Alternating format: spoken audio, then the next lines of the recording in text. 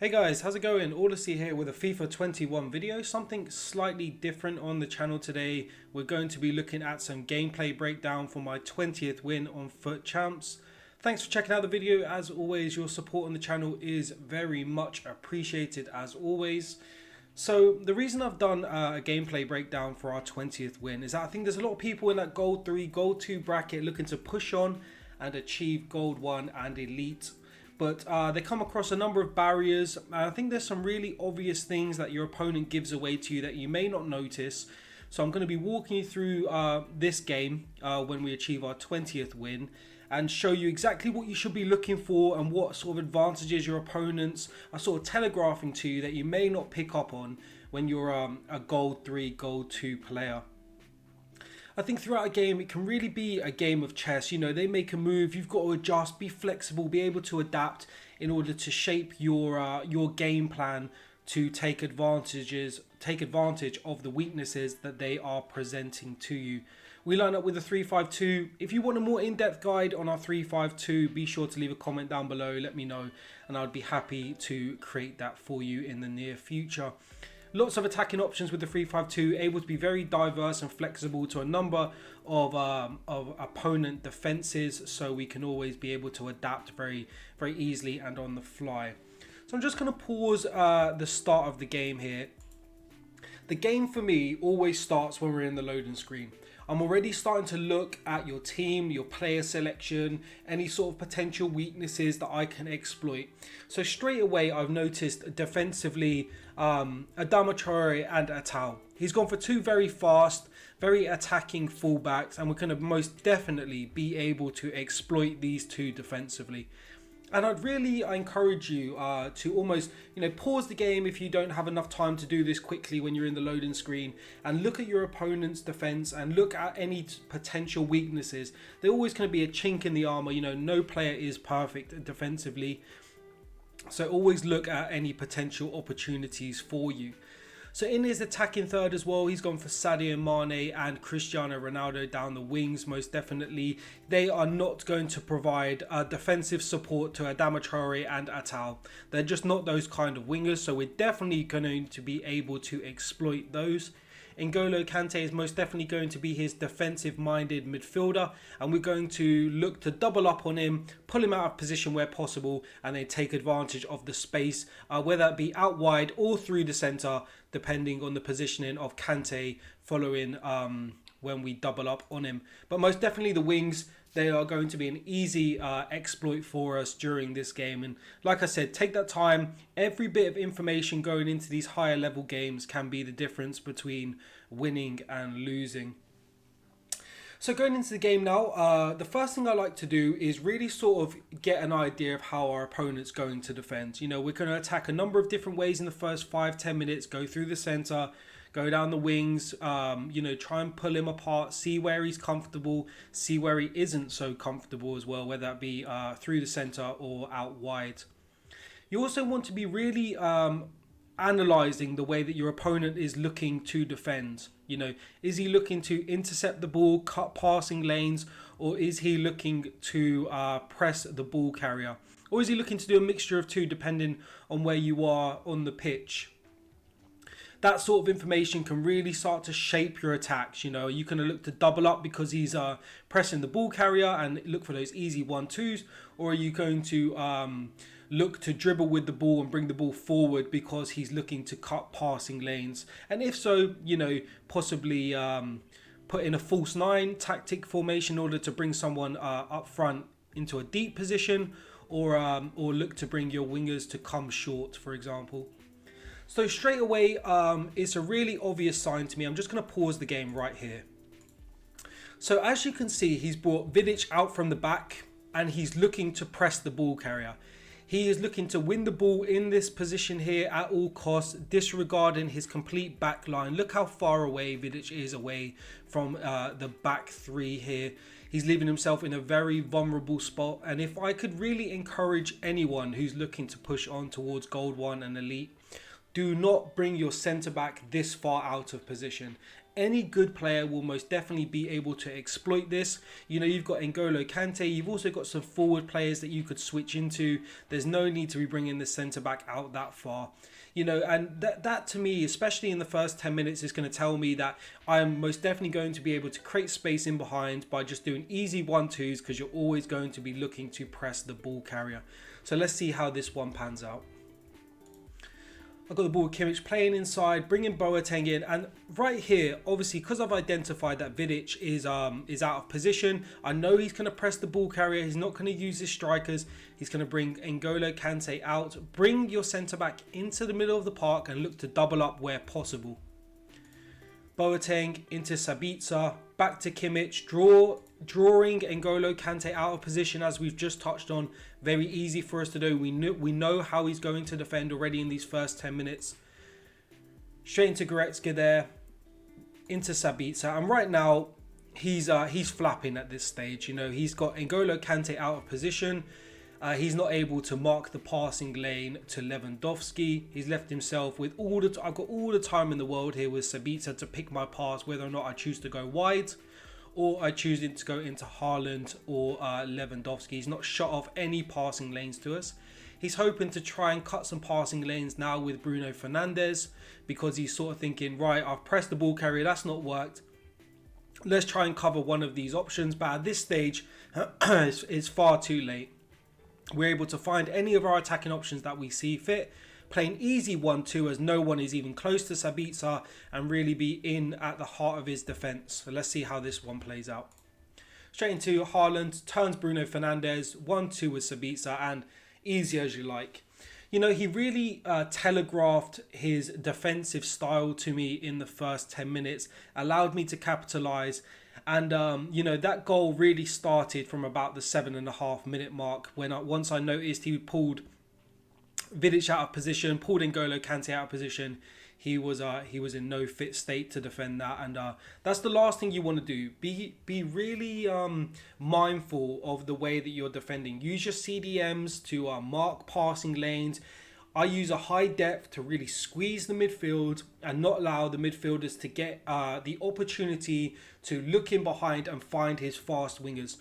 You know that he's going to be looking in behind with Ronaldo and Sadio Mane and exploit their pace. So you want to press the midfield like I do with the 7 depth. Squeeze Bruno Fernandes. He is most definitely going to be his central option, the one he looks for to find those players running in behind. So squeeze the midfield, adjust your team as necessary, you know. So if you play a low depth and you come up against someone like this who's playing that high attacking line, they're obviously going to be looking in the centre for Bruno to then find the ball in behind. Push a high depth, you know, don't be afraid to squeeze that midfield. Don't give them the opportunity to find the ball in behind, you know, shut it down at the root, you know, shut it down at the source of the attack. So he's making one of his, I think it's his second attack of the game now here, coming into N'Golo Kante, into Butragueno. We're pressing him into Fernandes, and I'm just going to pause the game just here.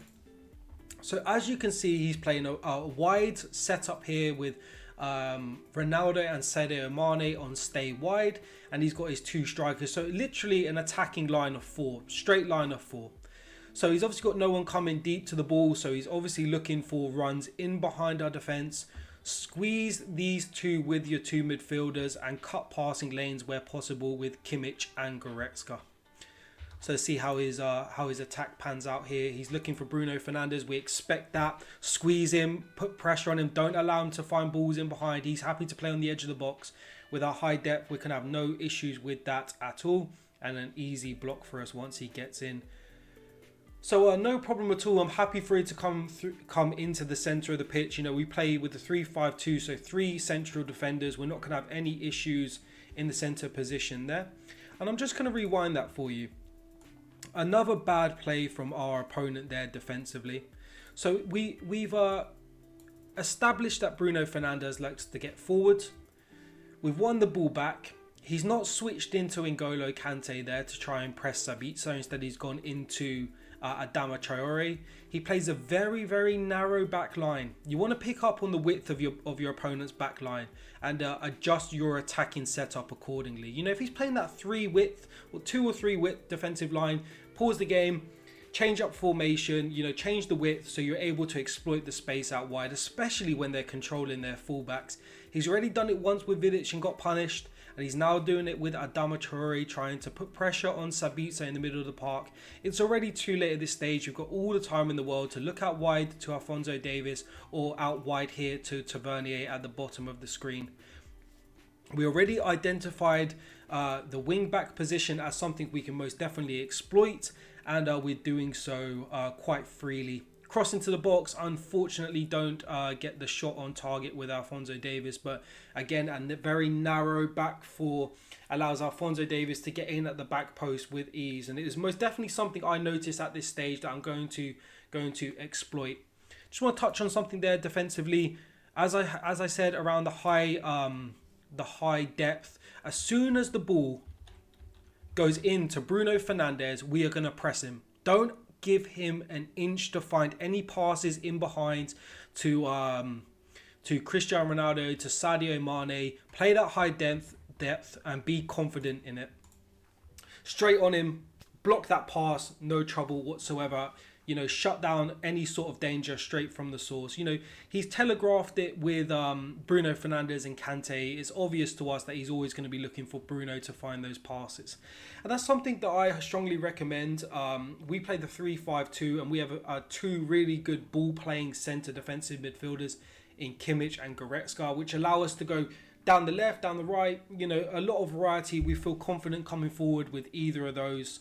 So I would advise you really find and try and strike a balance when you get into these higher level games, unless it's really those players that are also playing an attacking outfit. Your attacking players aren't going to have as much space as they would like, especially when you go up with someone with two centre defensive midfielders. You're just telegraphing all of your attacking plays through one player. So here he's trying to go through the centre again. We shut that down with ease. We're looking at a couple of options out wide. Again, I'm just going to pause the video here. Very, very narrow back line. Adama Traore, very narrow, same as Atal. Lots of space out wide for Tavernier and Alphonso Davies. Something that we picked up on early, and we're going to exploit that the longer the game goes on. Unfortunately, don't get that pass on target this time around. Adama coming forward here, he's going down wide, of course looking into Bruno for any passes in behind. Shut it down, don't allow that opportunity to take place. You know, we cut passing lanes with Kante because we know he is going to most definitely try and pass the ball with him. Someone short, someone more creative, but with Bruno we shut it down straight away. Ball in the centre of the park here. He's now trying to cut some passing lanes, not put pressure on after he got punished early. So he slightly changed his defensive setup. But we know that he will undoubtedly go back to press the ball, especially when we have it in a dangerous position. He most definitely flaps in the centre of the park when we have the ball with our cam. So it's something we're going to look to take advantage of the later the game goes on. So at this stage, you're in the last 5 minutes coming into half time. The last thing you want to do in this situation is give your opponent the chance to come back into the game. Hold the ball, you know, really sort of pass it around, frustrate your opponent. Don't give him the opportunity to come back. Even though we're 1-0 up, when your opponent scores in the last couple of minutes, they go into half time with all the momentum. You know, it really can make the difference in the second half, going 1-0, conceding a goal, in the last final minutes. Hold the ball, be smart with your passes. Don't allow him to counter-attack you in any way. And if necessary, draw the foul, especially in the last few seconds. Like I said, a goal in the final minute before half time can change the whole game, really, coming into the second half. Going into half time, you know he's going to have to change something, play a lot more aggressive and attacking the longer the second half goes on, and we're going to be able to exploit those wings quite nicely and easily, especially if he starts to bring Fernandes out of position into a more attacking role in the second half. So that was definitely something I was looking to exploit, especially down that right hand side coming into the second half. And I just want to stop the video for a second as well. And what I mean by that down the right hand side is if he's got one attacking central midfielder in Fernandes and one in N'Golo Kante, and he's not playing a central CDM, you know, always look to exploit the side that the more attacking centre mid is on. So with Bruno being on his left centre mid position, we are most definitely going to exploit this right hand side. There's no way that Fernandes is going to track the winger and fill in for Adama Traore, and we most definitely know Ronaldo is not in his plans to get back. He's playing a very high front four, so we know he's not going to track any runs coming in on the wide position. But just a little note there for you. Look at the defensive one, look at the attacking option, and attack down that side where he's got the more attacking option. Coming back again for him in the centre of the pitch, we're going to have no trouble whatsoever. He's playing cut in, gets in behind, cut inside for his wingers. You can see how Ronaldo is always in a central position as well when he gets the ball into his strikers. Bruno playing quite forward here, leaving Kante on his own. He doesn't want to lose the ball because we will have the break on here with Kimmich and Sabitzer. Risky game, he can't go backwards. You know, we really press on the edge of our box. We can have no trouble in these central positions, not changed up anything here. And if I was playing against myself and I see that they're running a 3-5-2, you want to exploit those wings. You know, he's obviously not taken note of our formation. He's not taken note of how we're breaking on behind him in those wide positions. And he really should have done if he wanted to have any chance of getting in behind with his pace. He's definitely not going to do that through the centre of the park. We know he's going to come inside. He's not attacking the wings. And there we go, inside with ease. Finally gone wide. I would probably say he's going to come inside again on this one. Definitely not going to cross the ball in. And we have no trouble on the edge of our box. Our high defensive line with a high depth is going to have no issues with that. And if you're playing against someone and you notice that they're doing that, attack the wings. You know, really try and get in behind and almost counter them when they come forward. Get in behind in the wide situation. I'm just going to rewind that for you for a moment. So, ball comes in here to Goretzka in our defensive third. We've got he's in no danger here. You know, he's lined up very good defensively. You know, obviously very narrow as always, but Atao's got the pace to get to Alphonso Davies if we were to play the long ball in behind there. He's shaped up quite nicely. We've got an easy pass here into Kimmich. He's obviously playing quite deep in this situation, but we don't pose any threat to him. Again, he makes the fatal mistake of pressing the ball carrier in this position. And please take note, if you're a goal 3, goal 2 player, there is no threat to you in this position. Don't bring your centre midfielder out of position for no reason. Let the ball carrier come forward into your half and mark those threats, which are Lewandowski, Haaland, and Sabitzer in the central positions. You know, Tavernier is not a threat to you. These are your threats. You know, those players that are lying in between the midfield and the defence. As you can see here, we make the easy pass to Kimmich, and then this is when we pick up on the mistake that he's made here. Bruno Fernandes is out of position. Cristiano Ronaldo is not tracking the run of Tavernier. Of course, we've seen it once before earlier from him. Adama Traore is always going to press in the middle of the pitch here, whether that be Sabitzer or Lewandowski. He's going to try and make up for the defensive liabilities that Fernandes has caused, which is going to allow us to get in behind him. So here we go into Lewandowski. There we go, switch to Adama Traore as we expected. Tavernier is in no trouble whatsoever. You know, that's really been coming for like the last half an hour, 40 minutes. Finally, he paused the game there and made some changes, but much needed. You need to address that much earlier. You know, if you were picking up on the way I was playing, you would have seen I was looking to exploit that. I almost wanted to draw out Fernandes and then find that space in behind. And I know he's going to press with his defenders. He's already done it earlier in the game, giving us, again, another easy goal-scoring opportunity.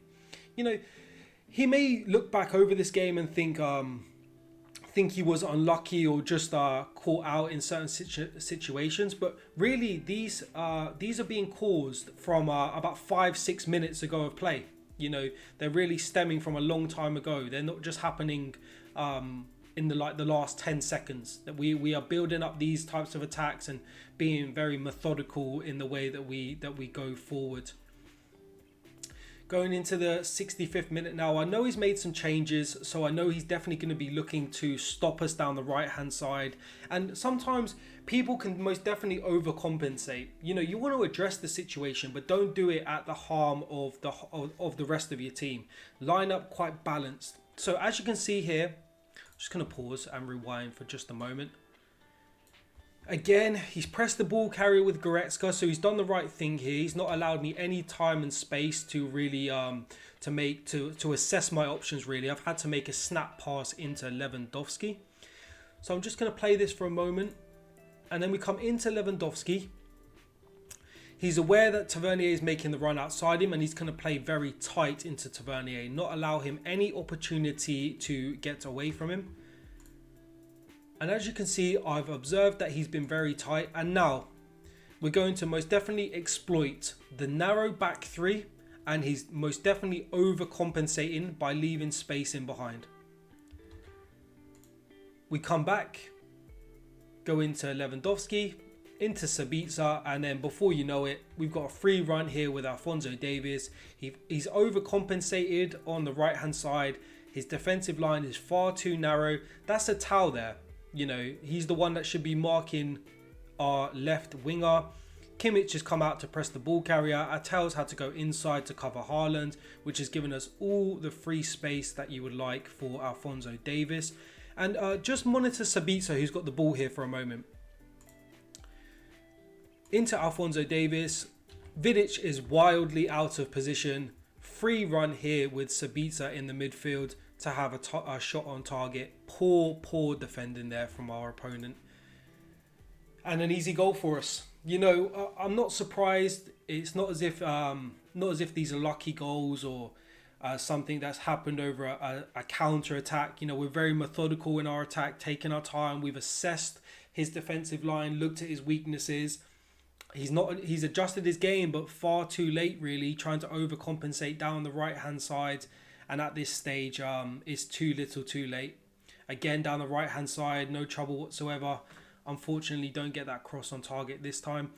He's paused the game, so what you can definitely expect at this stage is constant pressure, high depth, all out attack. You just really don't want to give your opponent any lifeline. Don't panic, stay calm in this situation. You know, just keep doing what you've been doing so far unless he really does happen to change something quite drastically that you need to address. But apart from that, stay resolute. And the main thing you want to do is don't start to change your game plan at this stage, you know, unless you notice something defensively that you need to address. But stay calm. What you've been doing so far is working. He's the one that has to change his game plan and put himself in an uncomfortable position. So don't do the same to yourself. You know, I see far too often people in this situation were like, right, we're 3-0 up. We're going to go 5 at the back. We're going to play very defensive. They play in a formation, tactic and instructions that they just aren't familiar with defensively. And they just start to crumble, basically. And once you give your opponent even one chance in this situation, momentum can really swing.